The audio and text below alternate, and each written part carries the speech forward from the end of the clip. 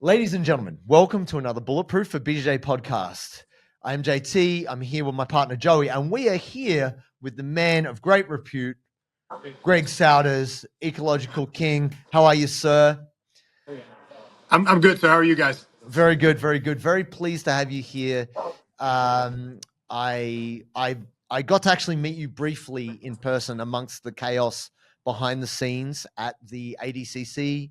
You were there with DeAndre, and I just took the opportunity. I mean, obviously, you guys were in mode, getting ready to take on the biggest competition. But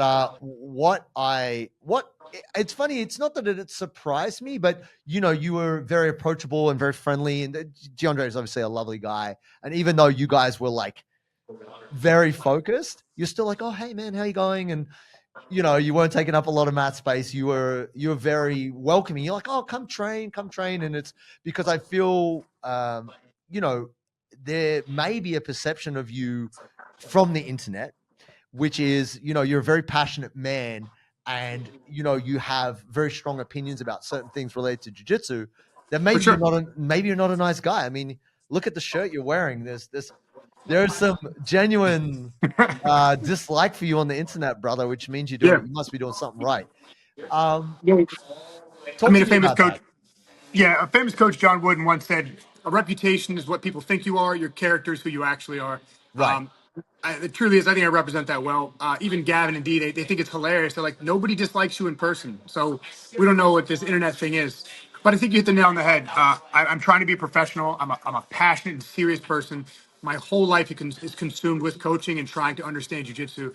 And I think oftentimes I talk with that level of excitement and that like just desire to really try to share with my passion and my ideas. Sometimes they can come across pretty aggressive, pretty disagreeable. It happens, and the internet can clip you out however they want. They can take the little thing about you, they can rage bait it, and they can go hard. But nobody really knows anybody on the internet. They just know the clips of the people, and they make their judgments with limited information. Yeah, totally. And look, I am someone who comes off as aggressive and opinionated because I am not for any misperception at all. Whether that be a pro or a con. But I think the thing today that we know that we have big fans of yours in the Bulletproof audience, and they've asked us, why don't you get Greg on, get him on? And actually, my first interaction with you was just in a comment section or something, and I hadn't so much disagreed with you as just doubted you. And you were giving me some very long responses on, a lot of information relevant to why you have your beliefs, your teaching style, everything. And, I, at the end of the day, I was like, look, man, you care about this possibly, 1,000 times more than I do. I just wanted to kind of not even play devil's advocate, but just, I guess, question it or I guess, impose a certain amount of doubt to say, I don't know if this is the one true way or this is the way. And for whatever, and it wasn't that what you were saying was like particularly aggressive, but for sure the responses were detailed. And I can respect that because I'm happy to get into some essays in the comments section. Could I ask just to frame it for the less initiated listeners?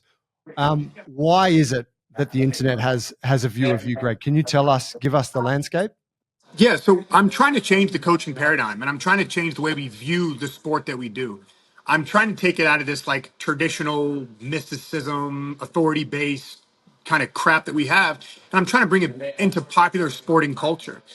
So what I started to do when I became a coach was to look into what other sports were doing to teach their sport.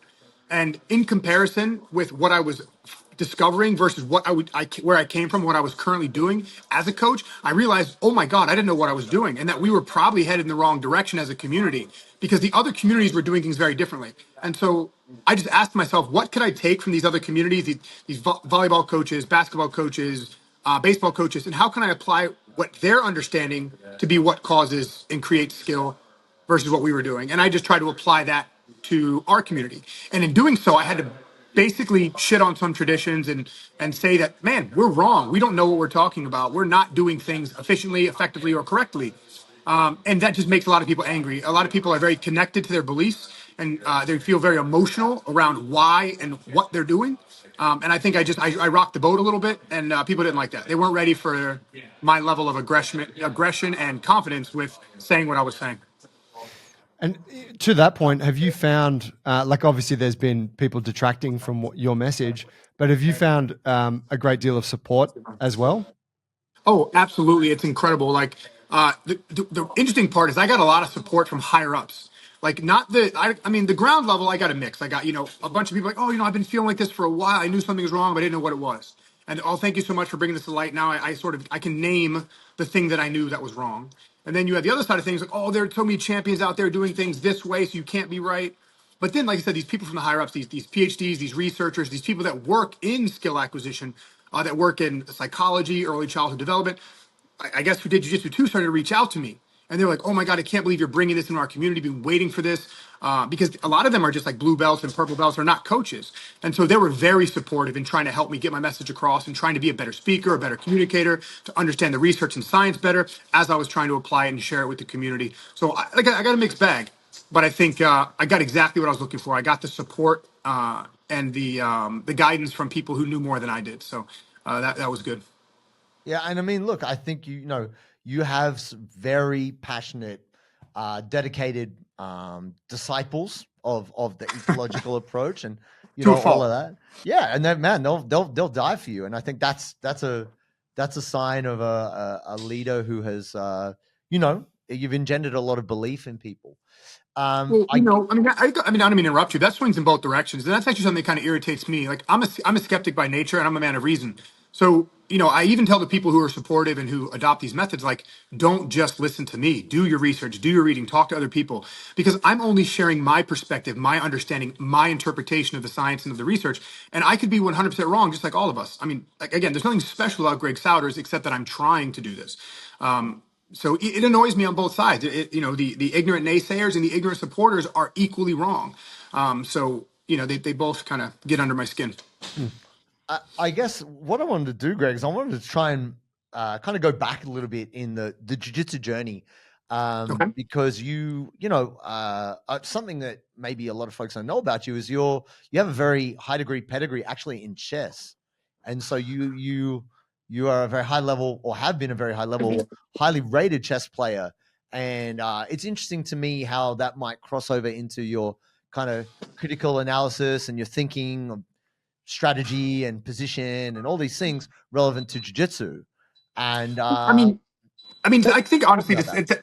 we can talk about the chess thing, but it says more about my personality. Like, I'm the type of guy that when I get invested in something, I really commit, and I give all my time to it. Even young, you know what I mean? Like, I've always been a very obsessive reader. I read a lot. I even read and spoke very early as a kid. It was like my first skill. My mom jokes because I was babbling and saying words in little sentences before I could walk. Like, I refused to get off the floor. My mom was like, "You would scoot everywhere. You didn't even stand up until you're about a year and a half old." So I've always had this sort of obsessive personality. I learned how to play chess in ninth grade. I was actually staying the night at a friend's house. We were having a sleepover, and they're like, "Do you want to play chess?" And I was like, "Well, I don't know what this game is. I never played." And so they were teaching me how to play it. And by the end of the night, I was beating both of them. So I was like, "Oh man, I might be able to be good at this game." And it was my ninth grade year, and I was just about to go to high school. And my high school was brand new. I was going to be the first 4 year, like ninth, 10th, 11th, and 12th grade. And in my second period class, it was an art class, and the teacher was like, "Hey, we're starting a chess club. Does anyone want to join?" And it was just serendipitous. I was like, "Oh my god!" Because I just learned how to play like 3 days prior, and I joined this thing. And then for the next 4 years, I became obsessed. Like, I played like crazy. And I played up to my senior year, and again, someone got on the internet the other day and was like, "Why are you bragging about your chess thing?" I don't even play chess anymore. But when I was competing in high school, my rating was 1705. That was the highest I ever got. And that's But very high. Yeah. but what people don't know about chess is you go up and down. Like, you go to a tournament, and let's say I'm a 1700 and I'm playing a 1200, and I could lose 60 points right there. You know what I mean? And so anyway, yeah. What are those points? What are those points based on? Just for the uninitiated. How you're playing. So let's imagine that my rating is playing another rating. If I win, there's a ratio that goes like if you should or shouldn't win, and then those numbers are compared by some math, and you get like a little bump or a little decrease, or sometimes nothing.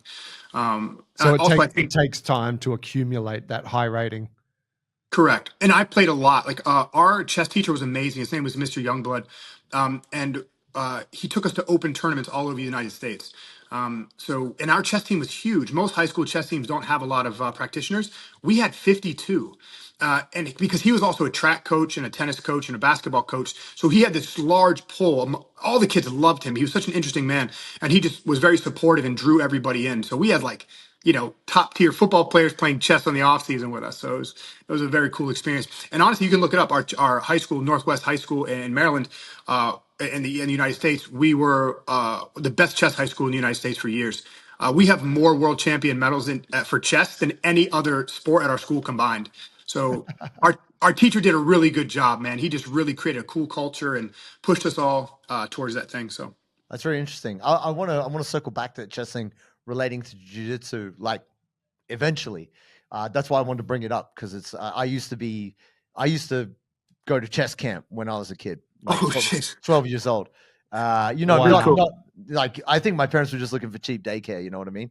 But my dad loves chess. So anyway, I'm a fan. I'm a fan. I wouldn't say that I'm anywhere near your level, but I do appreciate what being a good chess player does for your thinking and problem solving relevant to strategy. But speaking of Maryland, for me, I think there's an interesting piece of context. You trained from white belt to brown belt under Master Lloyd, and yes, it was at a time when there was like, he was producing some of the best jiu-jitsu competitors in the whole world. And good friend of mine, and previous like training partner, nemesis, but now very good friend, Ben Hodgkinson. Yeah, no, Ben Hodgkins. Yeah, he trained with him. Yeah, he trained with you guys, and he would always come back and tell us like, oh, I trained with Aljamain, or I got the shit beat out of me by Tim Spriggs, and like all the that's when Keenan and JT and like, this is really at a time when I think TLI was really shaking up the no-gi world in jiu-jitsu, and really like being a non-Brazilian based team, on the podium, on the top. I think please, you would know this, excuse my ignorance. TLI might have won no-gi worlds as a team, or they got second. I don't know if we ever got first place as a team, but we have a bunch of second and third place as a team. And you guys have to understand that a small team, but with a lot of incredibly talent. small. Yeah. Like, regardless of what you think about Lloyd or whatever, and I'm not going to discuss Lloyd. No. We don't need to get into that. I just wanted you to speak I'll tell to you what it was like to be in that place. I'll tell you all the good stuff, but I'm not going to speak about him in a negative light. No. I'm not fishing for that. I wanted to just get because the thing for me, from just a very third party position, it seemed like Master Lloyd liked to drill, and he also had a big emphasis on fitness for repetition, and for sure, just really big on that whole paradigm. So can you speak to that? Right. Yeah, for sure. So actually, what's funny, Ben, I don't know if Ben remembers me, but Ben got beat up by me too. I'm sure he did. I'm just teasing. No, Ben was great. I remember when he first visited with the Australian crew, they all came through, and Ben was a long, tall guy like me, like very lanky, and Lloyd put us together all the time. I trained with Ben quite a bit. Again, I don't know if he remembers, but because at that time, I was just going through an injury when he came through. Like, I didn't know how bad my injury actually was, and it was the time I had broken my neck, and my left arm was starting to atrophy and not work, and I didn't really know what was happening, and that was the time. That was right around the time where I actually left jiu-jitsu for a while. But no, Lloyd did a really good job at creating a serious culture. Like, he taught us like black and white, yes or no, how to be professional, how to take responsibility for the things that you said you were going to do. And he created a very professional schedule. Like, we had a 2-hour session in the morning, a 2-hour session at night, and then a drilling session in the afternoon. And he did a good job at bringing a bunch of motivated guys together who all had the same goal and just kind of let us go at it. And so no matter what method he used, whether he drilled or not, we did a ton of sparring, a ton of highly specific situational rounds based on scoring and, trying to get better at the things we were doing. And our whole culture was geared towards that. And so it wasn't just drilling. Like, there's a lot of stuff going on there that made the team good. No, for sure. I mean, you get a concentration of that many good guys killing each other. It's remarkable, and you have someone like a disciplinarian like Master Lloyd is a big deal. Was there a bloke, Todd? Is it Todd Schaefer? Can't remember his last name. Todd. He's a black belt under Lloyd. Do you know? Todd Margolis. Todd Margolis. That's the one. Yeah, not Yeah. Schaefer at all. Yeah, I trained with him in Colombia at his academy there. Oh yeah. He was there for a while. Yeah, he's in South America for a minute. He's actually back here. He lives about 30 minutes from me. Ah, no way. Okay, cool. He was a Yeah, lovely guy. He was super welcoming. yeah, he built a little school in his backyard. So he's got like some property out here, and he has like a steel shed, and he runs a school out of his like backyard off his property. Awesome. Yeah. Awesome. Ladies and gentlemen, you know me. I am a big energy guy. How do I get that big energy? I get it by staying hydrated. Also caffeine. But the key thing is you need the perfect mix of sodium, potassium, and magnesium. What am I talking about? I'm talking about the perfect blend of electrolytes, which keeps the water in your muscles so you get energy to roll and choke people. Now, today's sponsor, Sodi, brings you that perfect blend. And when you go to Sodi, SODII.com.au and use the code Bulletproof15, you get 15% off. That way you can stay hydrated and have big energy for jiu-jitsu. I think the other thing that I observed, I guess early days, like I can't remember what it was. I think it was like the jiu-jitsu blueprint, which was something Master Lloyd had put out, and a lot of the marketing with like Ryan Hall and then also Dr. Ryangle. And I remember because this is kind of prior to the BJJ Fanatics days, there were like DVDs and you know, like order off the back of the magazine kind of shit. Yeah. And that's how I came in. Like, so I came in during the end of the Fowler era. So Mike Fowler Mike Fowler. He was the first like jiu-jitsu guy that I ever saw because I was reading Grappling Magazine. It was 2004. I was a brand new white belt, and there was this guy on Team Irvin named Mike Fowler with his leopard printed hair, and I couldn't wait to meet him. I thought he was a superstar. Like I would always read about him in these magazines. The very first time I talked to him was after one of my first tournaments. We were all going to like all you can eat place, and we were all hanging out. And he was a purple belt at the time, and I kind of snuck up to him and I tapped him on the shoulder, and I was like, "Hey man, I'm a huge fan," because he just beat like Helic Gracie or something like 10-0. He like smoked him, or it was some crazy match, some shit like that. And it was really exciting because he beat Gracie, and and that was the first time I ever had a conversation with him. And he and I ended up becoming good friends, and still chat occasionally to this day. Yeah, and then Ryan Hall was next. He and I started similarly at the same time. He was a blue belt when I started, but we worked a lot together. I actually lived at the same house where he was living, and we spent a lot of time training together. I actually learned quite a bit from Ryan. I spent some time with him in 2013 to 2014. I spent a year at his school. So amazing. Yeah. I know. I mean, like obviously, JT Torres and Keenan, and there was like just a team of competitors, which was just wreaking havoc on the scene. And I was, this is me at that time. I really wanted to be like a top level competitor, so I was paying close attention to what was going on. And I guess the reason why I wanted to ask about that, in terms of informing the way you are now, where you are now, and how you feel about jiu-jitsu education and all of this. You've seen a lot. You've trained with, such high level guys. And actually, before I go there, we kind of skipped over it, but you were talking about your neck injury, and I did want to ask you about that because I've also had, I've bulged C2, C3, and that's high up. Had to have traction and couldn't do anything for months at a time. Could you just speak to really quickly about kind of your rehab, your journey with the injury, and coming back to jiu-jitsu there? That shit was bad. Like, so, the whole thing about me is like, I get obsessed. When I get obsessed, I don't care what the sacrifice I have to make. Like I'll sacrifice my body, my mind, my whatever, to reach my goals. And I was young at the time, and I'd come up on a single leg on this guy I was training with, and he jumped guard, and my head was like locked to the side, and it like I fell backwards, and he landed on top of my head, like when my head was twisted, and it was horrible. It was like boom, and it was crazy because my arm just stopped working. And I actually thought I dislocated my shoulder because all the pain was referred and I couldn't move my arm. And so I was like rolling around on the ground, like screaming, holding my arm. And actually Fowler was there and he like came over to me, like, "Are you all right?" I was like, "I don't know, Matt." I was like, "I think my shoulder's dislocated. Is my shoulder out?" And he's like, "No, it looks fine." And I was like, "Fuck." I was like, "It's burning. I can't move." And then eventually my hand started to twitch and I could close my hand again. I was like, "Oh, I think it's back in." And I'm like moving my arm around. So that was it. It hurt like crazy. I went back to training the next day. I didn't even think anything of it. So over a 10-month period, I was training and all this weird stuff was happening. Like I was losing my grips for no reason. Like I'd be squeezing and my hand would just open. And I just was so focused on my goal. I really didn't take it seriously. I was like having muscle spasms on my left side. I was twitching.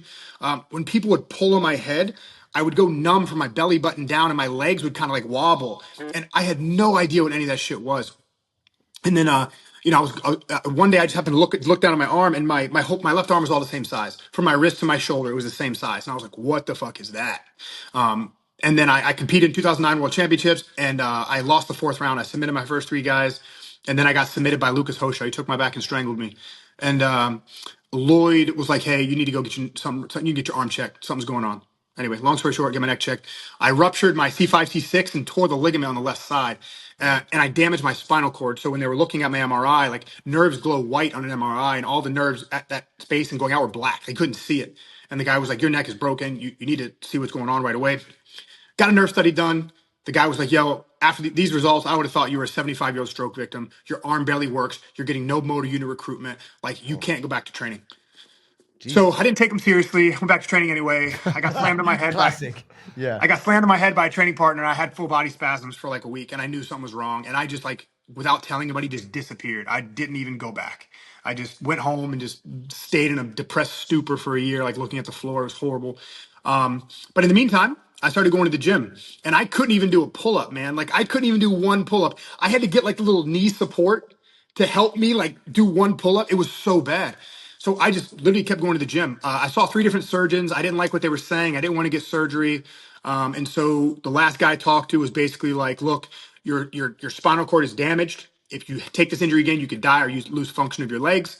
But if you don't want surgery, that's fine. But if you can't feel your hands, come back to me and we'll do surgery. So Cool. I decided to go the physical rehab route, and there's a lot of strength training for about a year and a half.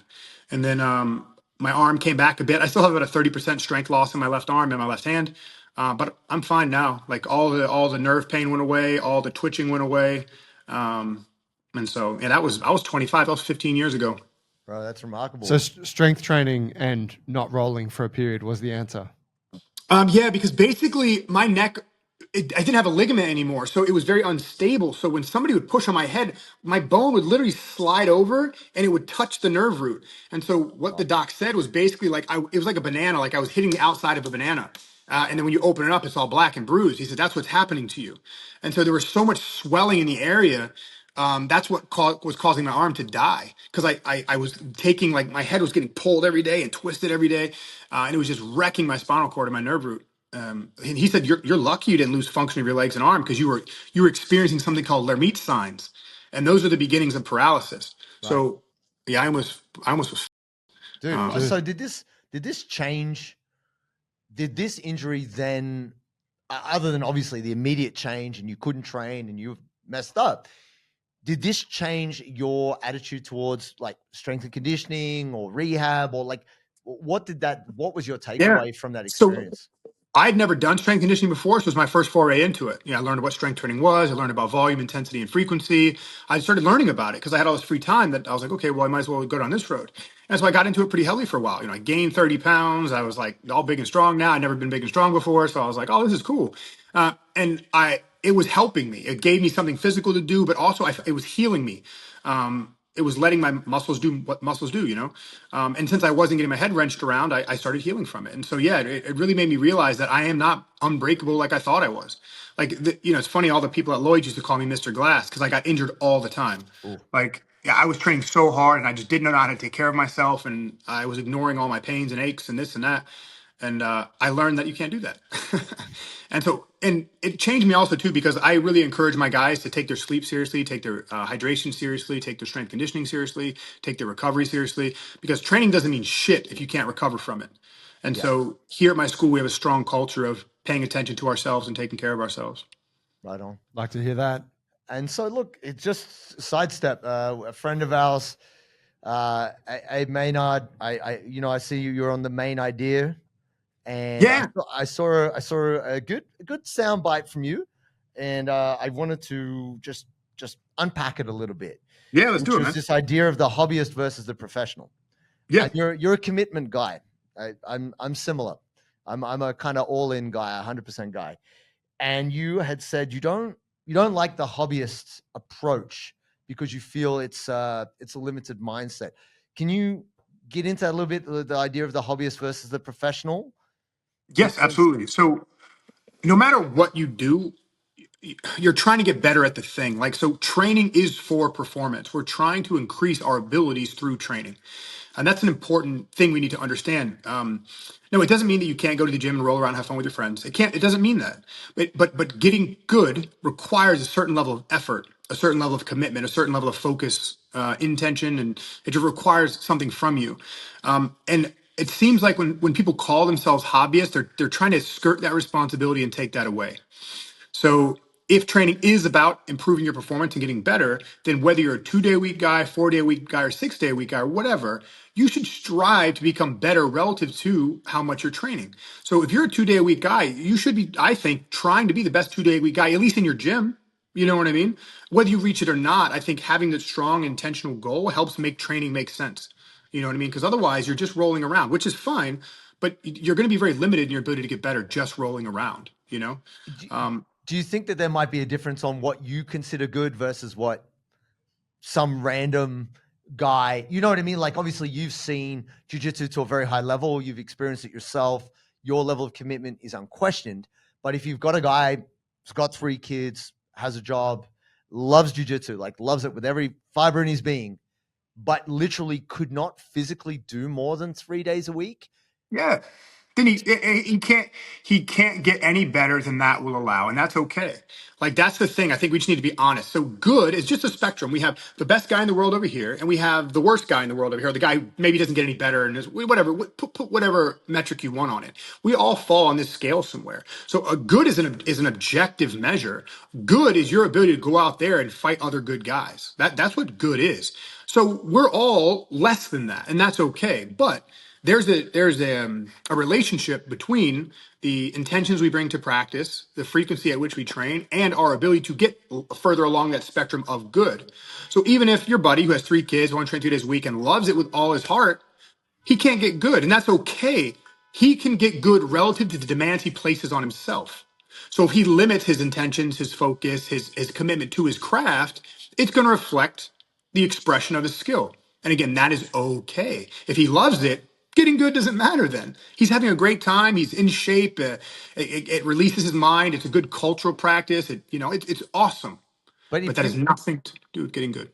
but I'm saying that, like, it sounds to me that your expectation of good is actually excellence. Because it sounds like a little bit condescending to say that guy can't get good. Like, I would say actually that guy could be very good, but and I'm not trying to, It's okay. I'm not trying to get kind of picky about this, but to say someone can't get good at three days a week seems like, what is your standard of good? You know what I mean? Like, Yeah. So let me say that differently then. He can be better than his previous self. sure. And that's all that we can expect unless we're pushing to be better than somebody else. And so and let me define that too, because this is something that this is an irritating cultural thing. Like, oh, we don't try to be better than everybody else. Yes, you do. If you're a competitor and you're going out there on the world stage, you're trying to be better than that other person. Now, it means that you have to be better than your previous self. Of course, you have to challenge yourself. You have to know your weaknesses. You have to know your strength. You have to compete with yourself each day to become a better version of who you are.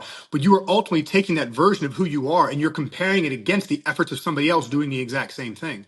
So good is only a measure of that point of excellence. But it doesn't mean your friend can't be better than his previous self, because he can. He can be stronger, faster, smarter, more technical version of who he is.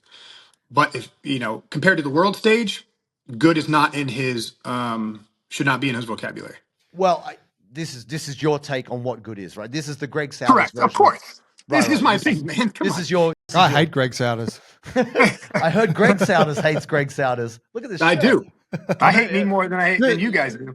Just on that, do like the students in your gym, are they all on that competition end, or do you have sort of general population in there too? We are general population. I mean, our competition team is very small. I mean, the guys who I can tell you the guys at our gym who compete at the trying to go to the world stage. We have little Alex, but right now she's focused on her career, so she's not doing it yet. We have Romero, Noah, Sid, DeAndre, Gavin, Felipe, Brian Guevara. We have 8 people that are really pushing to try to achieve these goals. Brian's a purple belt world champion now. Sid's a purple belt world champion now. Alex is world champion at juvenile Alex, 1, juvenile 2, purple and black. Gavin second place, D third place at black. D's won the 100K. So these and Romero's that just got his purple belt. So he's just starting. He just entered the advanced division this year. He's already won all 3 of his advanced division entries in the ADCC Opens that he's done. So those are the guys in my room that are really pushing. Everybody else is a regular student. All 90, 100 other people are just regular people having a good time trying to be a better version of themselves each day. Okay. And I mean, I guess this is the thing for me in terms of understanding. If you look at the growth of jiu-jitsu and, and you might not agree with this, but stay with me on it, that the more people participating in jiu-jitsu, whether it's kids, parents, young men and women trying to be world champions, that the more people we have doing jiu-jitsu, then we've got a bigger pool to draw from in terms of competitors. If competitors are the 1%, we do need to grow this base of the general population and general adaptation of jiu-jitsu. I agree. I mean, the base feeds the 1%. Right. So do you feel like there's anything you said that could have alienated or maybe discouraged anybody who might not have your standards? You know what I mean? I have 2 opinions of this. For Please. the greats, if anyone is going to ever be good, discouragement isn't in their vocabulary. There's never been someone who's good at anything who felt discouraged in a way that took them away from it. If they did, they weren't meant to be good. Because you're going to face discouragement by trying. When you go out there, you touch the first guy that's the guy, and you go to beat him, and he smashes you into the earth.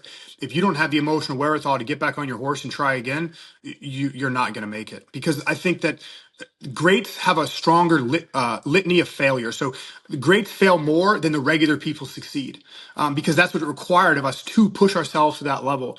The people really pushing fail more. That's just how it is. And so you got to be robust to that. And no, I think the thing is not to listen to what I say and meet my standards. I think the goal is to be honest with yourself. What does it really mean for us to practice and try to improve ourselves? And what are we comparing that to? Are we comparing it just to our former selves? Good. I think everyone should do that. But if you're trying to compare yourself to what's possible and you only train twice a week, don't do that. You can't compare yourself to that thing. You'll never be that thing. And that's okay. Okay. Yeah, fair enough. I mean, I guess the interesting thing for me is, you've said a variety of things relevant to, how people learn, and that the way you view, and I'm paraphrasing, right? This isn't a direct quote from you, but I've listened to probably 15 different discussions with you talking about ecological, the current system, why you believe it's not working. If you were to explain to somebody who doesn't understand the nuance of the ecological approach and also doesn't really even understand the nuance of the current system, how do you break that down for people in terms of how you view constraints-based games and segmentation and all these different things? How do you tell someone who doesn't know, who's just started jiu-jitsu, why ecological matters and why you believe it's different or superior to the current system? Okay, so let's try to simplify this just as much as we can, with maybe not even referring to it. So let's start with this. Skill is only expressed against resistance. So all of our training should be such that by doing it, we get better at playing the live game, where you start on your feet, shake your partner's hand, and try to go all the way to submission. So training is to improve our ability to perform skills in that environment. Our current model has portions of our training where we are developing movement and movement patterns separated from resistance. The school of thought that I'm coming from is that we don't do that. We always learn in the face of resistance, no matter what. Now, the issue is, and I think the problem with people trying to understand how to apply it and what I'm saying is this idea of scaling. So a scale is very simple, easy to hard, right? And everything in between, all markers in between, something that we can do easily, something that's very difficult to do. A regular round you do with somebody for the first time is very high on the scale. It's very, very, very hard. Doing a movement against someone who's not moving is very, very, very easy. But if we look at those two ends of the scale and we add in resistance, we need to ask ourselves, what can we do that's easy enough for a beginner to do with resistance present without taking it out? And that's what I'm trying to do. I'm trying to create a training protocol where we're always facing live resistance in the real environment, but at a scale so that we can lower and heighten the difficulty based on the capacities or the abilities of where the performer currently is. Now, the old model does not have good scaling. It has static, which means there's no resistance, and it has resistance, but it doesn't have this measure of going in between. It's just static to resistance, static to resistance. And everyone's trying to add the resistance in, but we're just keeping the resistance and just getting better at scaling it. I mean, look, I hear what you're saying. I don't know if I entirely agree with this idea that's static to resistance, because there is plenty of people out there who would say that specific training is a form of constraints-based, situational training, like without, trying to get into semantics of it, that an element or something similar to what you're talking about has been practiced, maybe under another name or with a slightly different approach. Can you, I know you've talked about that. Well, let's talk about that more.